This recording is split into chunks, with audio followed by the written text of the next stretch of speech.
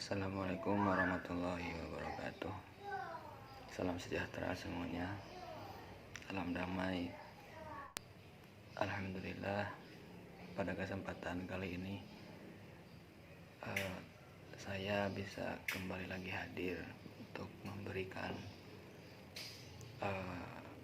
hasil dari review saya terhadap buku dari rekonstruksi sejarah Al-Quran, di mana dalam unggahan ini adalah unggahan yang kedua, sehingga pembahasannya masuk ke pembahasan tentang pengumpulan wahyu Al-Quran begitu ya, yang ada di bab 4. Langsung saja kita mulai untuk mereview buku tersebut. Bismillahirrahmanirrahim. Kali ini kita akan bercerita tentang pengumpulan wahyu pertama, pengumpulan wahyu untuk menjadi sebuah mushaf.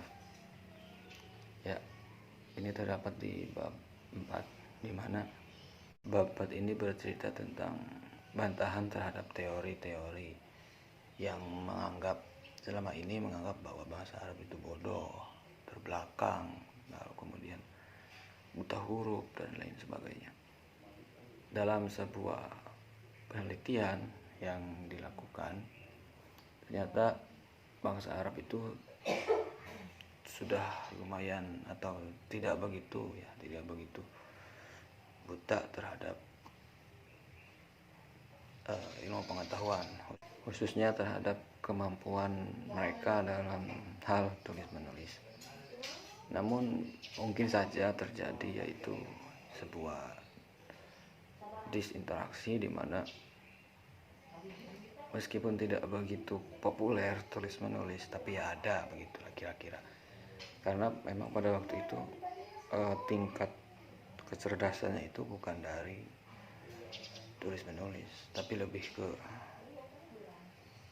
intuisi yang kemudian dikeluarkan melalui syair, melalui prosa, melalui ya macam-macam lah. Dan memang intuisi-intuisi tersebut menghasilkan sastrawan Arab yang luar biasa, baik Islam maupun sudah Islam, yang berada di wilayah Arab sebelah selatan, ya mungkin dekat sama Yaman kali ya, atau Iran atau apalah, pokoknya di sebelah selatan aja, sebelum era Kristen, itu sebelum Kristen masuk. Dan juga ada yang ditemukan bertanggal sebelum tanggal kelahiran Nabi, artinya memang memiliki jeda yang cukup panjang begitu, memiliki tenggat waktu dari prasasti itu ditulis sampai ke Kanjeng Nabi itu sangat lama gitu. Lalu kemudian ada lagi proses pemeliharaan ya. Kalau tadi bukti bahwa Al-Quran itu bangsa Arab itu nggak begitu terbelakang sih sebetulnya gitu.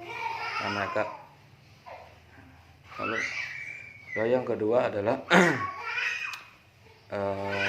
metode atau cara pemeliharaan Al-Quran ketika pada masa Kanjeng Nabi.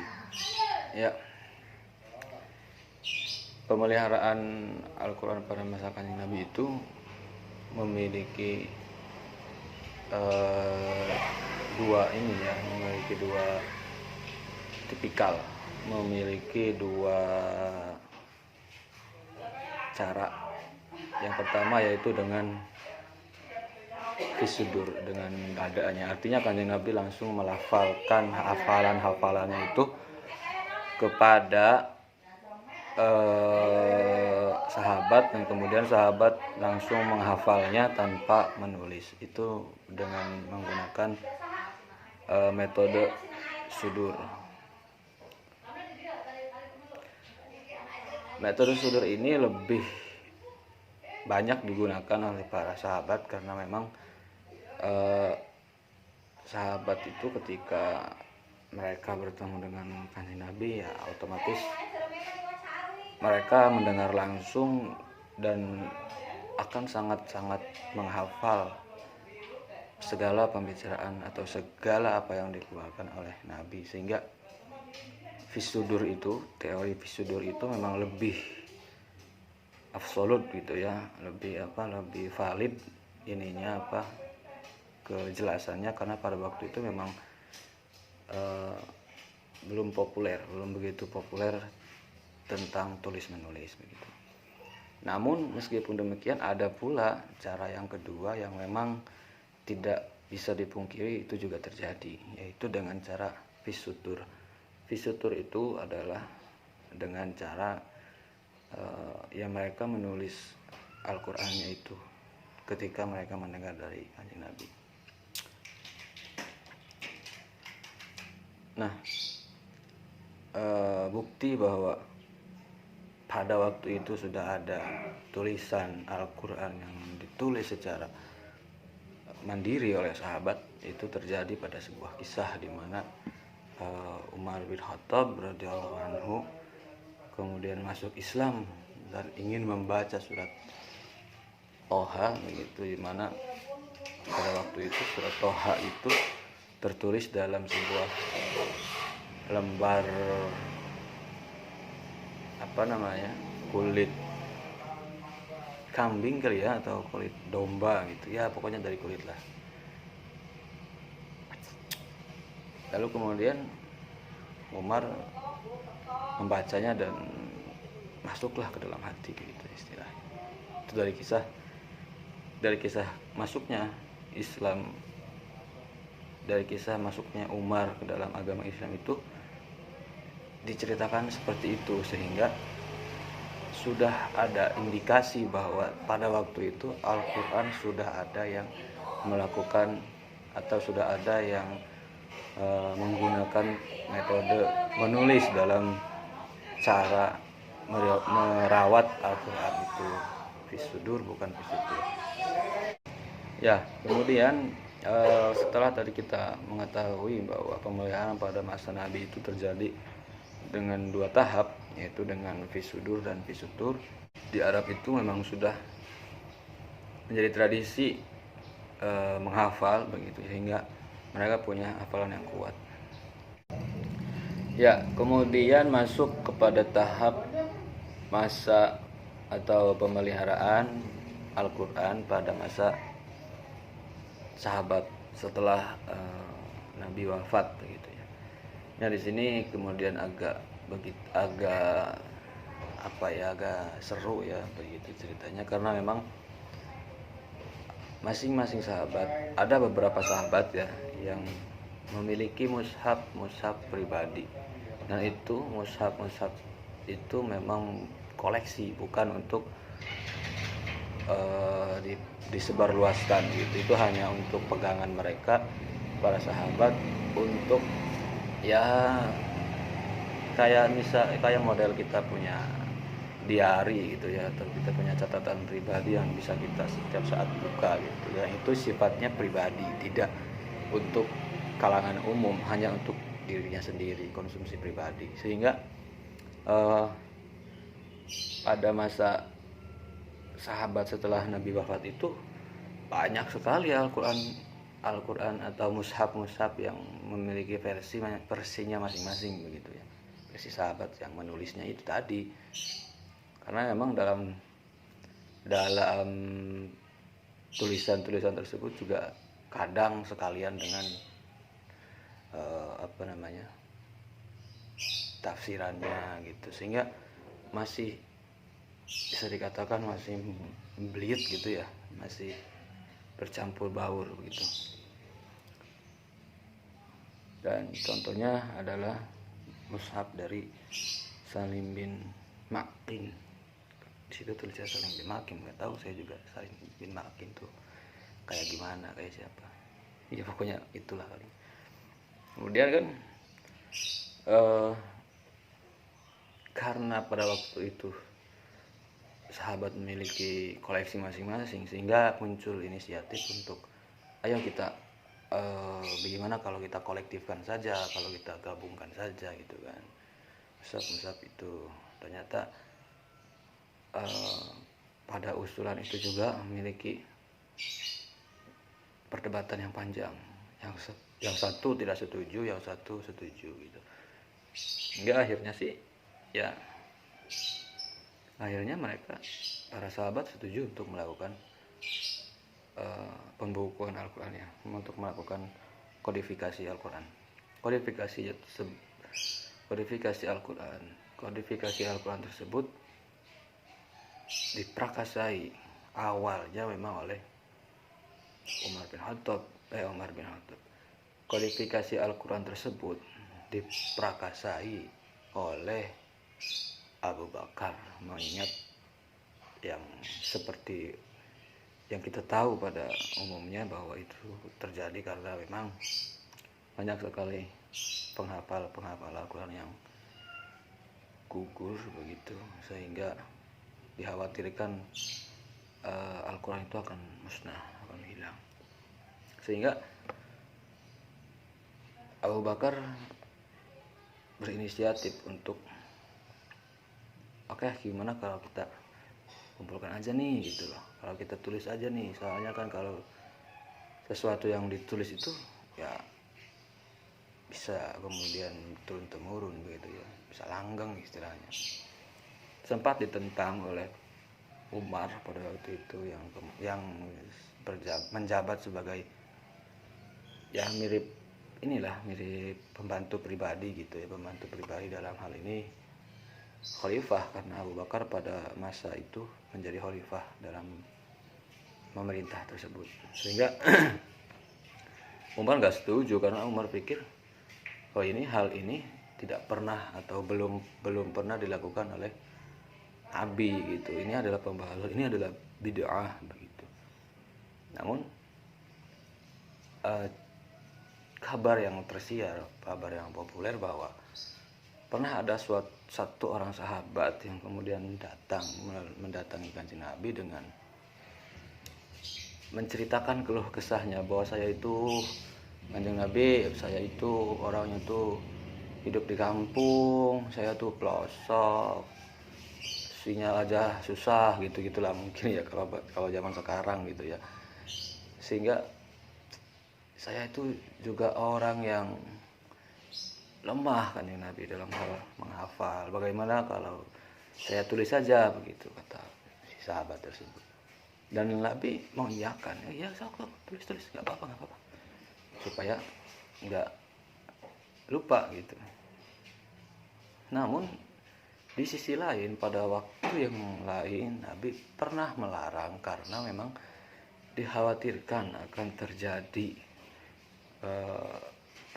percampuran bahasa antara bahasa Al-Quran dengan bahasa Arab sehari-hari, mengingat bahasa Arab itu kan juga termasuk ke dalam bahasanya Al-Quran.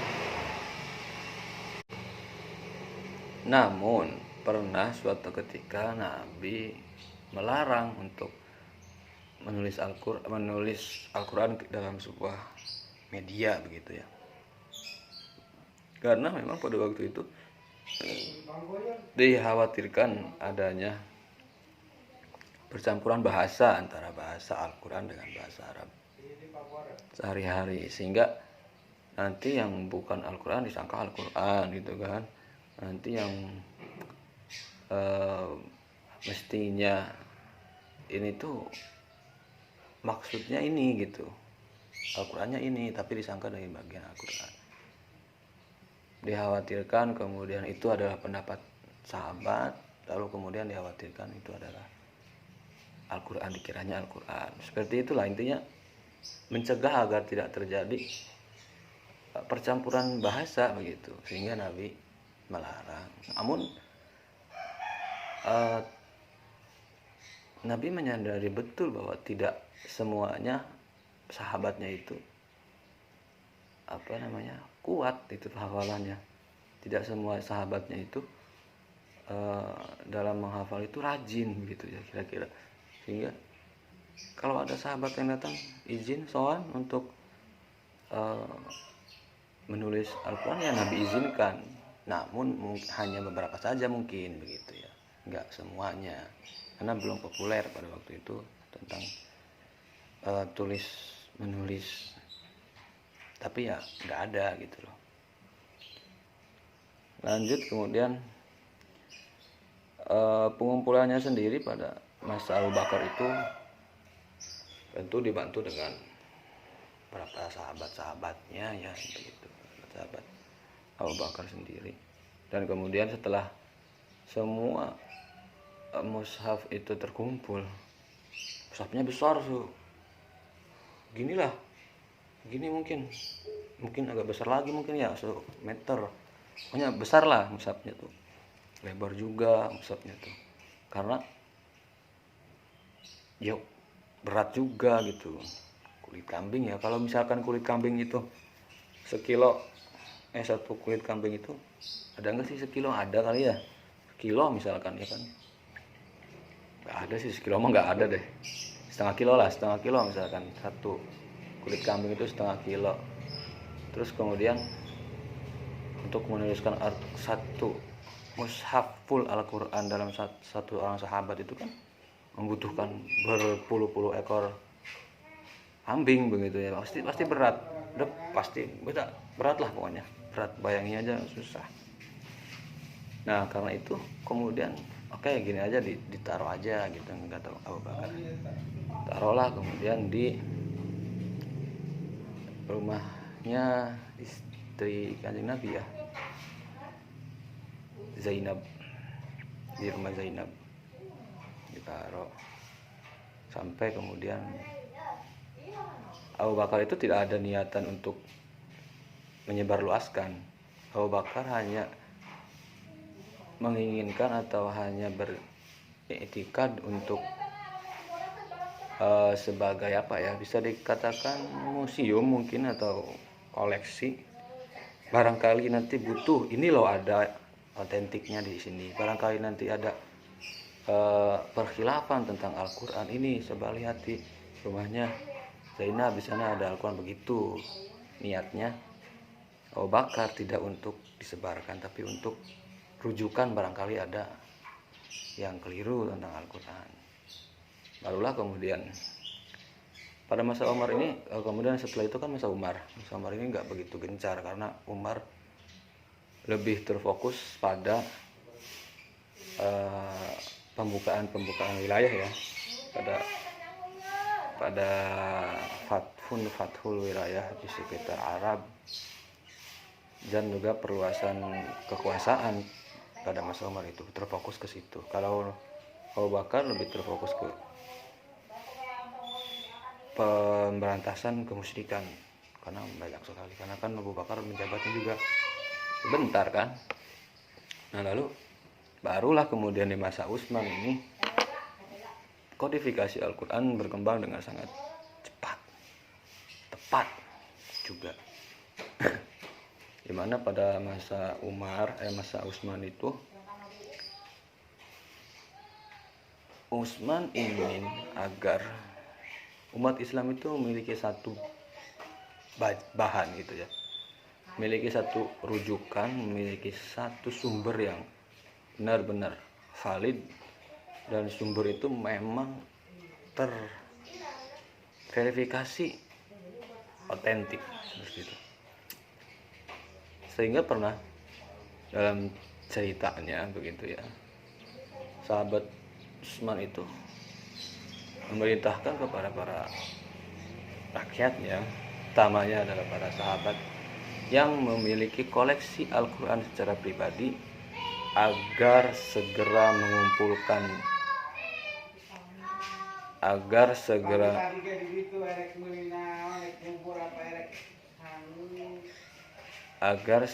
mengumpulkannya atau menghanguskannya. Kalau mau silahkan kamu datang ke balai desa begitu, serahkan mushafmu. Kalau tidak mau menyerahkan mushafnya, silahkan Anda bakar mushafnya. ini yang kemudian menjadi ikhtilaf juga, karena pada waktu itu para sahabat ada yang kemudian tidak setuju dengan usulan tersebut. Memang niat Utsman itu untuk kebaikan begitu kan, supaya umat Islam menjadi satu. Cuman masalahnya mereka itu yang memiliki koleksi Al-Quran pribadi itu mau atau tidak. Kayak misalkan ya namanya juga koleksi pribadi kan, kenang-kenangan, apalagi Nabi Muhammadnya udah nggak ada gitu. Masa udah capek-capek ditulis, sudah capek-capek dirawat, disimpan, ini main bakar aja kan, nggak rasional gitu. Sehingga dikabarkan bahwa ada beberapa sahabat yang sengaja tidak mengumpulkan dan tidak membakarnya karena sayang, karena saya nggak canda sayang.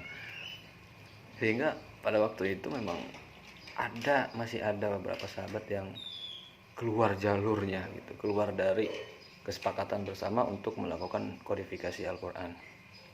Itu terjadi pada masa Utsman bin Affan.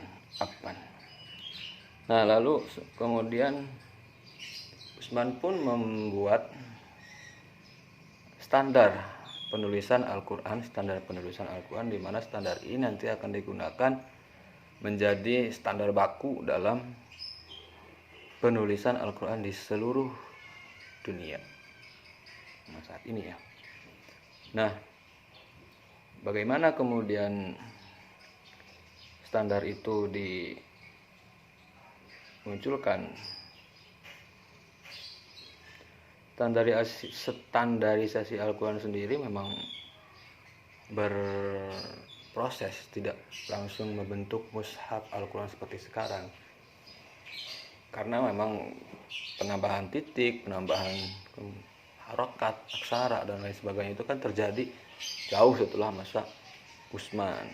Meskipun demikian, tulisan-tulisan yang menjadi standar mushaf Utsmani itu tidak ada yang dirubah, hanya dilakukan penambahan berupa titik dan ya tasdid, terus fathah, jabar, kajer gitu kan, terus apalagi ayat, bulat-bulat ayat gitu, awal surat dan lain sebagainya. Itu terjadi setelah Utsman melakukan standarisasi pembukuan atau standarisasi penulisan Al-Quran.